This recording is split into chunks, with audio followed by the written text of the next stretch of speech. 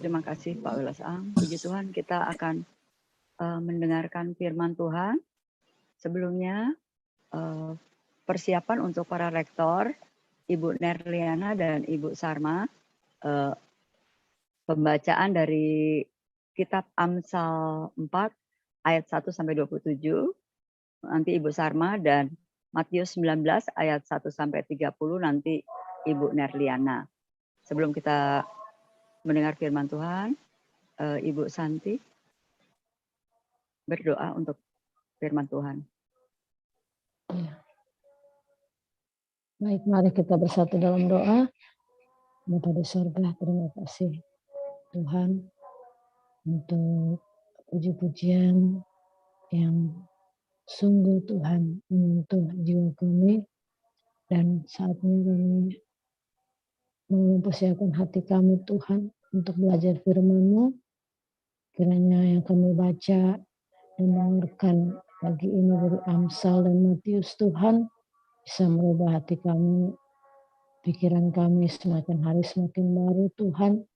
Memberkati kiranya Engkau juga yang akan mengurapi hamba-Mu Pastor Farizang yang akan menyampaikan firman-Mu. Kiranya Engkau memberikan hikmat supaya cepat mengajar kami semua yang mendengar dan menyaksikan pagi ini. Terima kasih Tuhan Yesus. Haleluya. Amin. Terima kasih Bu Santi. Ya, pembacaan firman oleh Ibu Nerliana, silakan Amsal 4 ayat 1 sampai 27. Ya. Baik, terima kasih Bu Cinta. Salam Bu Cinta. Shalom Bu. Salam Pastor Paul, Bu Ana. Salam Pak Weli. Salam Bapak Ibu semua yang hadir di YouTube dan yang hadir juga di live Zoom saat ini. Marilah Bapak Ibu Saudaraku sekalian, kita sama-sama membaca firman Tuhan dari kitab Amsal, Amsal yang keempat ayat 1 sampai 27. Demikian firman Tuhan. Dengarkanlah hai anak-anak didikan seorang ayah, dan perhatikanlah supaya engkau beroleh pengertian. Karena aku memberikan ilmu yang baik kepadamu, janganlah meninggalkan petunjukku. Karena ketika aku masih tinggal di rumah ayahku sebagai anak, lemah dan sebagai anak tunggal bagi ibuku, aku diajari ayahku. Katanya kepadaku, biarlah hatimu memegang perkataanku, berpeganglah pada petunjuk-petunjukku, maka engkau akan hidup. Perolehlah hikmat, perolehlah pengertian, jangan lupa dan jangan menyimpang dari perkataan mulutku. Janganlah meninggalkan hikmat itu, maka engkau akan dipeliharanya. Kasihilah dia, maka engkau akan dijaganya. Permulaan hikmat ialah perolehlah hikmat, dan dengan segala yang kau peroleh, perolehlah pengertian. Junjunglah dia, maka engkau akan ditinggikannya. Engkau akan dijadikan terhormat apabila engkau memeluknya. Ia akan mengenakan karangan bunga yang indah di kepalamu. Mahkota yang indah akan dikaruniakannya kepadamu. Hai anakku, dengarkanlah dan terimalah perkataanku, supaya tahun hidupmu menjadi banyak. Aku mengajarkan jalan hikmat kepadamu, aku memimpin engkau di jalan yang lurus. Bila engkau berjalan, langkahmu tidak akan terhambat. Bila engkau berlari, engkau tidak akan tersandung. Berpeganglah pada didikan, janganlah melepaskannya. Peliharalah dia, karena dialah hidupmu. Janganlah menempuh jalan orang fasik, dan janganlah mengikuti jalan orang jahat. Jauhilah jalan itu, janganlah melaluinya.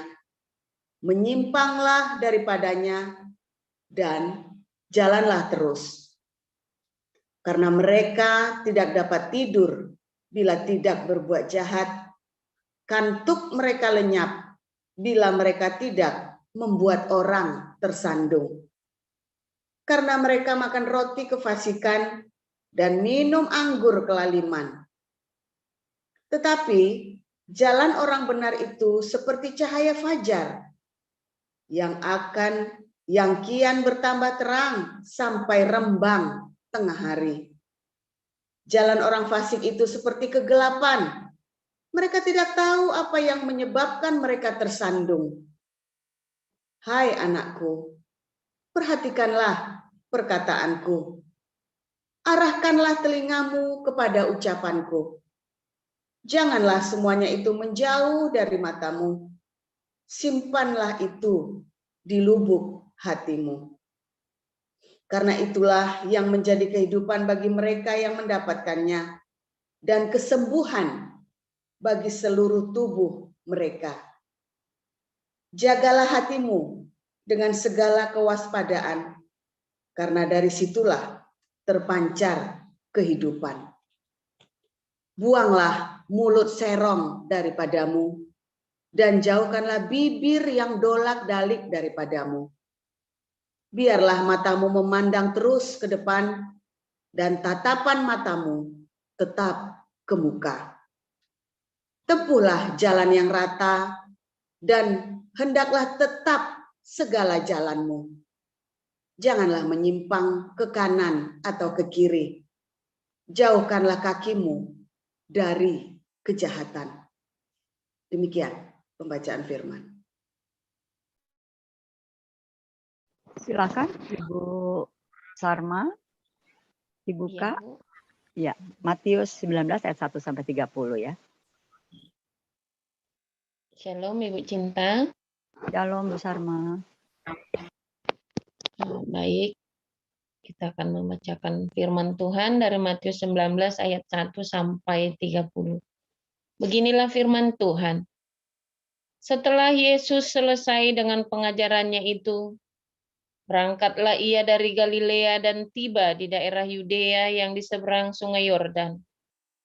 Orang banyak berbondong-bondong mengikuti dia, dan ia pun menyembuhkan mereka di sana. Maka datanglah orang-orang Farisi kepadanya untuk mencobai dia. Mereka bertanya, apakah diperbolehkan orang menceraikan istrinya dengan alasan apa saja? Jawab Yesus, tidakkah kamu baca bahwa Ia yang menciptakan manusia sejak semula menjadikan mereka laki-laki dan perempuan? Dan firman-Nya, sebab itu laki-laki akan meninggalkan ayah dan ibunya dan bersatu dengan istrinya, sehingga keduanya itu menjadi satu daging. Demikianlah mereka bukan lagi dua, melainkan satu. Karena itu apa yang telah dipersatukan Allah tidak boleh diceraikan manusia. Kata mereka kepadanya, jika demikian, apakah sebabnya Musa memerintahkan untuk memberikan surat cerai jika orang menceraikan istrinya? Kata Yesus kepada mereka, karena ketegaran hatimu Musa mengizinkan kamu menceraikan istrimu, tetapi sejak semula tidaklah demikian. Tetapi aku berkata kepadamu, barang siapa menceraikan istrinya, kecuali karena zina, lalu kawin dengan perempuan lain, ia berbuat zina. Murid-murid itu berkata kepadanya, jika demikian halnya hubungan antara suami dan istri, lebih baik jangan kawin. Akan tetapi ia berkata kepada mereka, tidak semua orang dapat mengerti perkataan itu, hanya mereka yang dikaruniai saja. Ada orang yang tidak dapat kawin karena ia memang lahir demikian dari rahim ibunya, dan ada orang yang dijadikan demikian oleh orang lain, dan ada orang yang membuat dirinya demikian karena kemauannya sendiri oleh karena kerajaan surga. Siapa yang dapat mengerti, hendaklah ia mengerti. Lalu orang membawa anak-anak kecil kepada Yesus, supaya ia meletakkan tangannya atas mereka dan mendoakan mereka. Akan tetapi murid-muridnya memarahi orang-orang itu. Tetapi Yesus berkata, biarkanlah anak-anak itu, Janganlah menghalang-halangi mereka datang kepadaku, sebab orang-orang yang seperti itulah yang mempunyai kerajaan surga. Lalu ia meletakkan tangannya atas mereka dan kemudian ia berangkat dari situ. Ada seorang datang kepada Yesus dan berkata, "Guru, perbuatan baik apakah yang harus kuperbuat untuk memperoleh hidup yang kekal?" Jawab Yesus, "Apakah sebabnya engkau bertanya kepadaku tentang apa yang baik? Hanya satu yang baik. Tetapi jikalau engkau ingin masuk ke dalam hidup, turutilah segala perintah Allah." Kata orang itu kepadanya, "Perintah yang mana?" Kata Yesus, "Jangan membunuh, jangan berzina, jangan mencuri, jangan mengucapkan saksi dusta, hormatilah ayahmu dan ibumu, dan kasihilah sesamamu manusia seperti dirimu sendiri." Kata orang muda itu kepadanya, "Semuanya itu telah kuturuti. Apalagi yang masih kurang?" Kata Yesus kepadanya, "Jikalau engkau hendak sempurna, pergilah, juallah segala milikmu dan berikanlah itu kepada orang-orang miskin, maka engkau akan beroleh harta di surga. Kemudian datanglah kemari dan ikutlah aku." Ketika orang muda itu mendengar perkataan itu, pergilah ia dengan sedih, sebab banyak hartanya.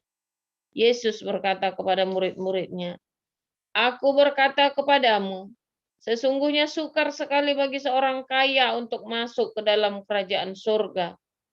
Sekali lagi aku berkata kepadamu, lebih mudah seekor unta masuk melalui lubang jarum daripada seorang kaya masuk ke dalam kerajaan Allah." Ketika murid-murid mendengar itu, sangat gemparlah mereka dan berkata, "Jika demikian, siapakah yang dapat diselamatkan?" Yesus memandang mereka dan berkata, "Bagi manusia hal ini tidak mungkin, tetapi bagi Allah segala sesuatu mungkin." Lalu Petrus menjawab dan berkata kepada Yesus, "Kami ini telah meninggalkan segala sesuatu dan mengikut Engkau. Jadi apakah yang akan kami peroleh?" Kata Yesus kepada mereka, "Aku berkata kepadamu, sesungguhnya pada waktu penciptaan kembali, apabila Anak Manusia bersemayam di tahta kemuliaannya, kamu yang telah mengikut aku akan duduk juga di atas 12 tahta untuk menghakimi ke-12 suku Israel.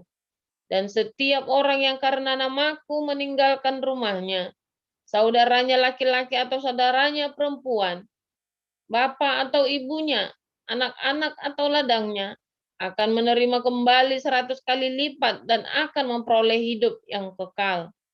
Tetapi banyak orang yang terdahulu akan menjadi yang terakhir, dan yang terakhir akan menjadi terdahulu." Demikian. Terima kasih Ibu Nerliana dan Ibu Sarma. Kita akan mendengarkan firman Tuhan yang berjudul Hikmat Keluarga, nanti dibawakan oleh Pastor Paul. Silakan Pastor.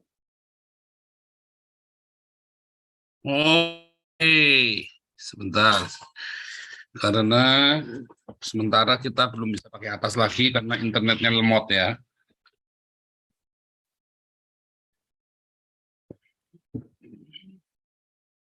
Ya, luar biasa sekali. Berbahagialah orang yang memperoleh hikmat itu ya. Karena orang yang memperoleh hikmat dalam hidupnya itu ya, dia akan dimahkotai dan dia akan dilengkapi kesejahteraan, kebahagiaan ya. Luar biasa ya. Kemarin kita sudah belajar hikmat bina, hokmah bina dat atau das ya. Yaitu hikmat. Dari mana kita memperoleh hikmat? Ingat-ingat ya. Bagaimana kita memperoleh hikmat? Itu pencobaan, respon-responnya. Ya, kita minta sama Tuhan supaya benar. Dari respon-respon yang benar itu kita hikmat, Saudara. Dari pencobaan, ketekunan di dalam pencobaan. Ya. Hikmat itu muncul dalam ketekunan dalam pencobaan. Makanya jangan nyerah, Saudara. Jangan mengeluh. Ya, selalu percaya imanmu kepada Tuhan. Di dalam cobaan itu, kamu akan memperoleh hikmat. Perolehlah hikmat, peluk erat-erat hikmat itu, rangkul erat-erat, jadikan dia sahabatmu. Ya, bagaimana memperoleh pengertian? Mulailah dengan diakonia. Ya kan? Kemarin sudah belajar. Ya, hokmah melalui pencobaan. Ya, bina melalui diakonia, saudara. Berikan yang terbaik dalam diakoniamu. Jangan asal-asalan, jangan gerih, jangan pelit. Pikir, kok nggak masuk surga? Awali, saudara, maka kamu akan mengerti. Ya. Dan das pengetahuan. Dari mana pengetahuan itu datang? Itulah rema, saudara. Ya, metafisika, supranatural. Tahu, revelation, pewahyuan. Ya, preman itu hanya didapat dari situ, saudara. Ya, ketika logosmu bertemu dengan jin. Orang-orang yang pergi ke gereja tiap hari, orang yang beragama dengan hebat, belum tentu dia beriman jadi tolol, iya, saudara. Ya, wow, sudah banyak risetnya. Orang yang beragama itu lebih tolol daripada orang ateis, saudara. Udah banyak risetnya. Tolol, beneran tolol, goblok gitu ya, bego. Makanya Anda itu jangan fanatik kalau beragama itu. Saya saja, yang pendeta saja, santai-santai saja gini. Fanatik. Makanya bilang ya, jangan terlalu saleh. Kamu bikin susah dirimu sendiri dan bikin susah orang lain. Ya kan, orang-orang beragama kan tolol kan. Saya tadi nonton film tentang Khalifat di Netflix ya. Saya ngeliat itu saya jengkel sendiri, udah pengen ngaplokin orang yang goblok ini, saudara. Ya, ini ada orang bule jadi ini ya, mau jadi khalifah, mendirikan khalifah, mau masuk al-jannah. Koplak ini minta ampun, kalau beragama memang jadi koplak, saudara. Bukan yang dimaksud Paulus yang bodoh bagi dunia, bukan. Itu memang bodoh beneran, bukan masalah bodoh baginya, bukan, saudara. Bodoh bagi dunia itu begini, saudara ya. Ya, yang dimaksud. Kalau ada paha kebuka begitu, mulus, ya digarap tuh. Oh, enggak, saya enggak mau. Oh, goblok kamu. Nah, itu bodoh bagi dunia, saudara. Ya, kamu bodoh kamu nih. Ada uang, saudara, nemu uang, udah ada kesempatan korupsi, ambil aja. Nah, itu bodoh. Enggak mau. Enggak akan ada yang laporin kita sudah 3 generasi kok korupsi. Enggak. Itulah integritas, kejujuran. Enggak ada yang tahu. Iya, enggak ada yang tahu, enggak apa-apa, saya tetap enggak mau. Oh, itu bodoh, saudara. Bodoh bagi dunia. Bodoh itu, yang dianggap bodoh-bodoh itu dipakai Tuhan untuk mempermalukan orang-orang yang merasa dirinya pintar. Dan memang orang-orang, ya contohnya polisi-polisi yang lihai-lihai itu, saudara, ya kan? Terus ngadalin polisi-polisi yang jujur. Makanya hukum di Indonesia rusak itu karena penegak-penegak hukum yang kurang ajar ini ngadalin yang jujur-jujur. Sementara yang jujur-jujurnya itu nggak berani. Tapi kalau yang jujurnya itu juga berani, nggak akan bisa dikadalin. Masalahnya nggak berani, udahlah yang penting jangan ribut. Udah selesai. Ya udah selesai. Tapi kalau dia berani, nggak akan rusak hukum di Indonesia. Itu yang terjadi. Nah, orang-orang yang percaya kepada Tuhan Yesus lahir baru, jangan takut, saudara. Ya, saya ini kalau menurut ukuran dunia, saya sudah dapat uang, sudah dapat ini segala macam, tinggal tenang, saya sudah dapat warga negara, nggak usah kayak saya diem saja. Dianggap dunia saya bodoh. Tetapi saya punya pemikiran yang bagi dunia itu bodoh. Itu ya, saudara ya. Tetapi nanti mereka akan dipermalukan oleh dunia ini, saudara. Akan dipermalukan oleh apa yang dianggap bodoh ini. Kan sudah saya buktikan. Uangnya Yudpulin banyak-banyak 7 miliar dibagi-bagi. Bodoh kamu. Mungkin ini bukan sendiri bagi dunia, saya bodoh, saudara. Tetapi saya sedang mengerjakan perkara yang lebih besar. Ya, yang kalian tidak pikirkan. Yang orang-orang yang bilang saya bodoh ini tidak pikirkan. Ya kan? Mereka yang rakus, ya, ini duit buat sendiri. Dia berpikirnya pendek, saudara. Pintar, ya kelihatannya pintar. Bisa beli rumah sampai 5 miliar segala macam, saudara. Ya kan? Nah, kelihatannya sampai beli mobil bagus segala macam dari YouTube, saudara. Kelihatannya pintar, kelihatannya pintar. Tetapi Tuhan berkata, yang dianggap bodoh seperti ini, justru nanti akan mempermalukan orang-orang yang merasa dirinya pintar. Saya nggak cerita, oh nanti biar miskin di surga yang penting kaya, biar miskin di dunia kaya di surga. Nah itu orang-orang beragama itu begitu. Ya makanya saya bilang orang beragama itu tolol, saudara. Karena prinsip dalam kepalanya miskin di dunia nggak apa-apa, yang penting kaya di surga. Iya, itu tolol, saudara. Ya kita juga jangan miskin. Anda harus bekerja dengan benar, dengan pintar, dengan integritas, dengan kapabilitasmu, dengan kredibilitas. Ya, masalahnya kan nggak mau kan Anda kan. Nah, hari ini kita belajar, saudara, hikmat dalam keluarga. Bagaimana orang dididik untuk punya hikmat dari kecil, saudara. Kemarin juga di hari pertama saya sudah bilang, nggak ada orang udah tua ujuk-ujuk berhikmat, tadinya bebal ujuk-ujuk berhikmat, nggak ada, saudara. Nggak ada. Hikmat itu Anda didik dari kecil, saudara. Anda ajari dari kecil, dari keluarganya. Ya, hikmat itu dididik dari keluarga. Makanya harus punya keluarga yang baik, bukan licik ya. Ada orang-orang yang lihai, beda. Kalau orang-orang Cina bilang lihai.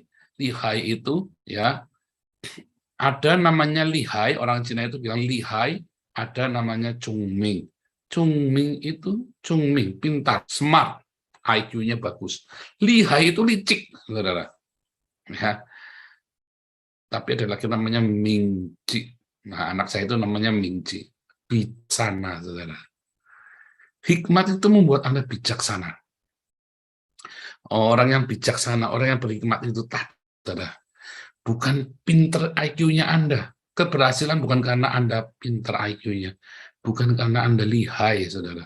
Tapi orang-orang yang bijak, orang-orang yang berhikmat ini, yang bijak, ini yang selalu beruntung. Dan itu diajarkan dari kecil di rumah. Makanya keluarga-keluarga harus punya hubungan yang sehat dalam rumah tangganya. Ya, orang tua, ya, para ibu, bapak, ayah, ibu, papa, mama yang tidak mau disalib dalam pernikahannya, dia akan melihat anaknya disalib bagi dirinya, bagi orang tuanya. Kalian orang tua yang dikit-dikit cerai, kalian akan melihat anak-anakmu disalib bagimu, saudara. Penderitaan yang tiada tara. Orang tua yang tidak mau disalib dagingnya, anak-anaknya yang harus disalib, saudara, yang nanggung. Demikian juga ini tumbuh dewasa, dia tidak mau disalib lagi, anaknya lagi tambah berat, lagi tambah runyam.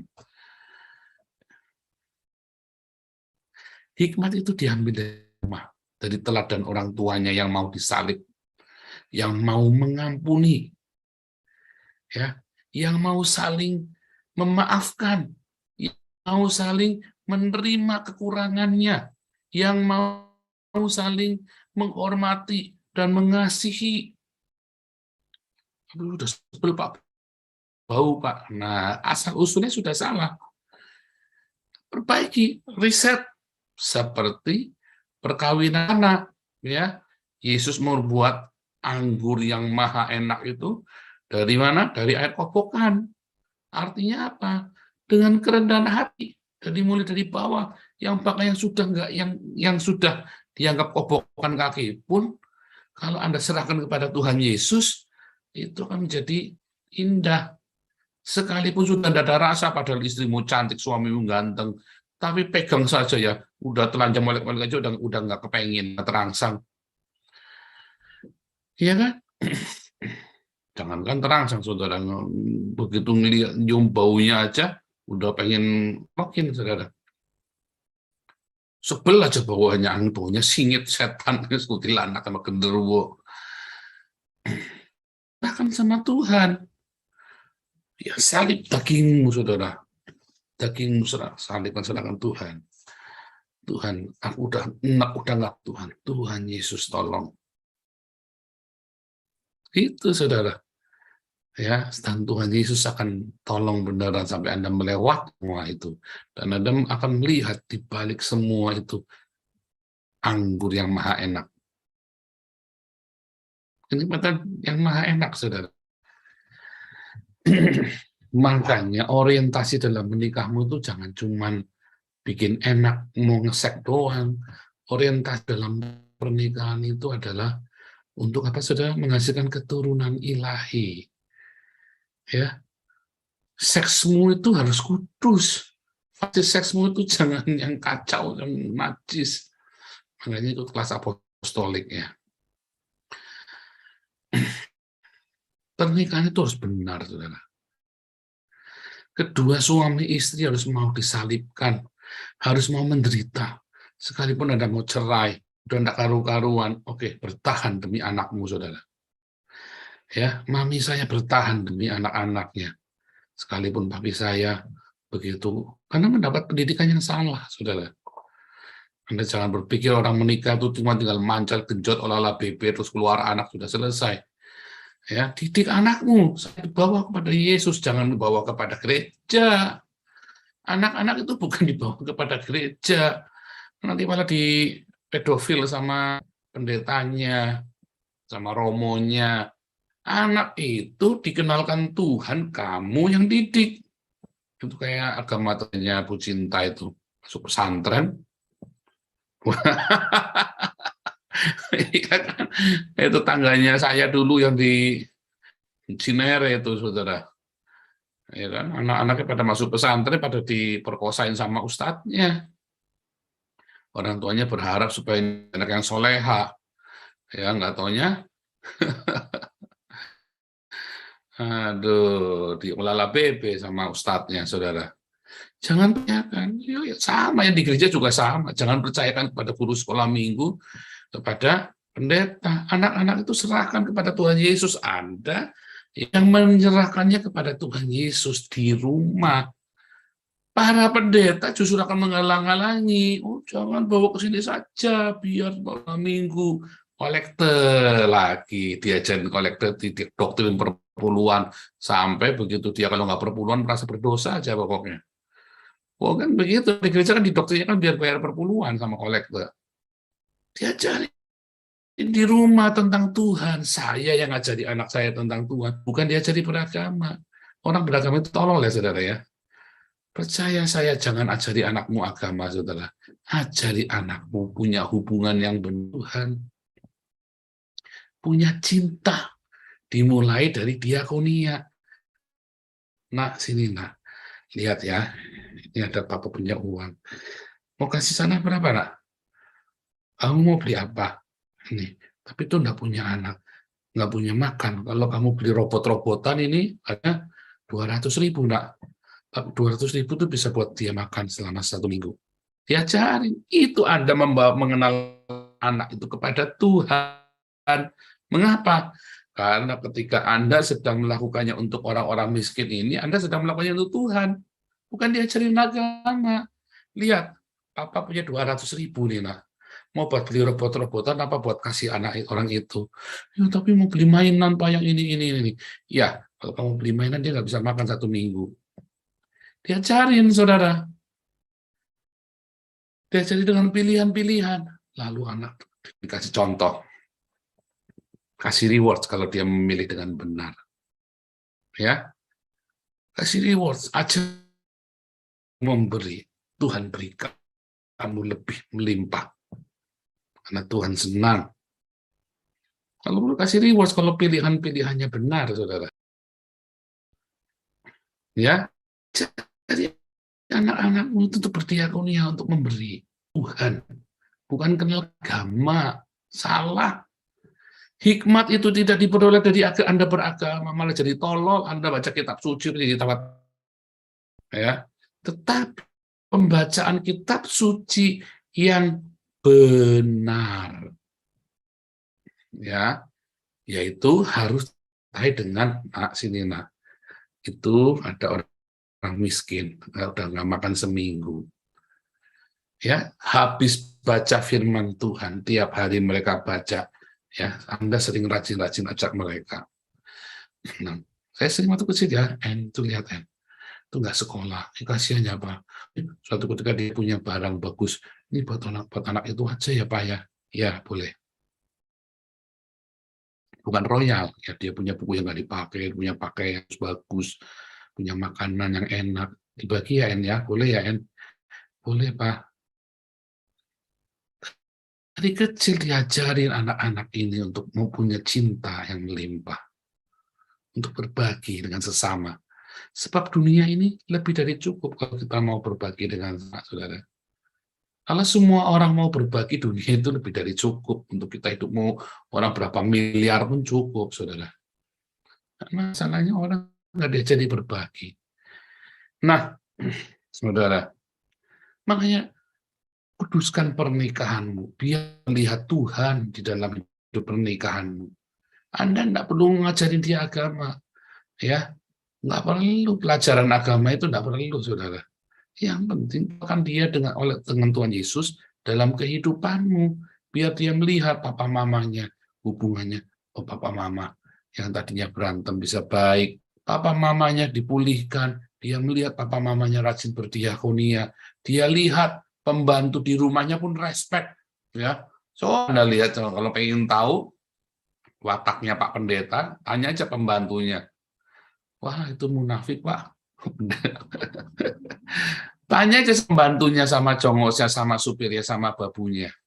Anda pengen tahu karakter pendeta ini? Wah, itu pendeta genit, Pak. Saya sayangi. Nah, loh. Mampus lah.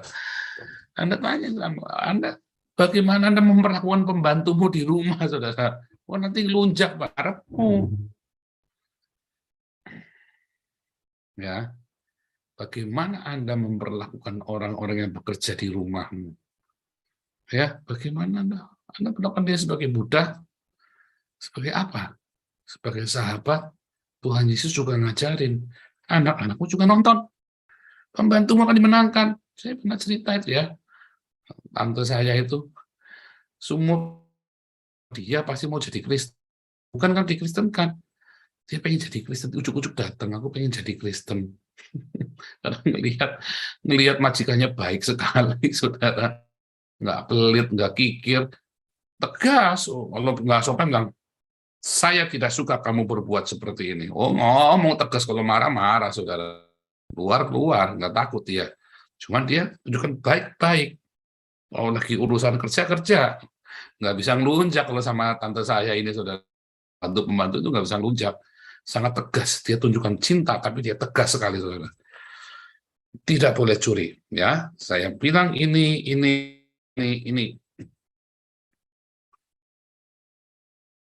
Mungkin memanusiakan. Makannya nggak, oh, bos makan apa, pembantu ikut makan. Bos makan martabak Bandung, bos ikut makan. Pembantu ikut makan. Bos makan daging babi ya enggak ya, karena masih Islam. Kalau makanan enak masih pembantu makan enak. Ya, luar biasa. Bagaimana teladanmu? Kalau kamu mata duitan, ya anak jadi begitu. Anakmu akan melihat mamon, bukan melihat Tuhan Yesus. Cari rumah, saudara, hikmat itu, saudara. Ya, bagaimana orang bisa, uang itu kita menghargai ini ya, sama uang itu kita nggak boleh sembarangan. Ya, ada itu tadi, ada integritas dalam keuangan, saudara. Anak belajar dari situ, integritas dalam keuangan. Anak belajar. Kalau kamu kacau dalam keuangan, ya, maka anakmu melihat bahwa Tuhanmu itu mamon. Tapi kalau kamu berhikmat di dalam keuangan, anakmu melihat Tuhan Yesus di sana. Bahwa Tuhanmu adalah Yesus, bukan uang. Uang adalah hamba untuk melayanimu, bukan kamu melayani uang. Kamu yang kerja kayak enak ngejar karir. Makanya saya sering bolak-balik ingetin ya, kerja itu ya 10 jam maksimum, saudara. Ya, jangan sampai 16 jam kerja sampai Anda anak dilewatkan. sempat untuk ajak anakmu jalan, sempatkan ajak anakmu untuk bermain, sempatkan mengajari sekolah anakmu, ya, sempatkan buat dia bangga. Tunjukkan bahwa kamu bangga dengan anakmu. Tunjukkan. Ya, itu. Anda jangan pikir kalau sudah bikin anak, olahlah BP, gubrak-gubrak, olahlah BP, terus bikin anak, sudah keluar anak, anaknya bodoh amat, serahkan sama pembantu. Bubar, saudara. Nyesal kamu nanti. Di rumah ya, ajari hikmat anak-anakmu dari rumah. Tuhan Yesus memberkati. Silakan.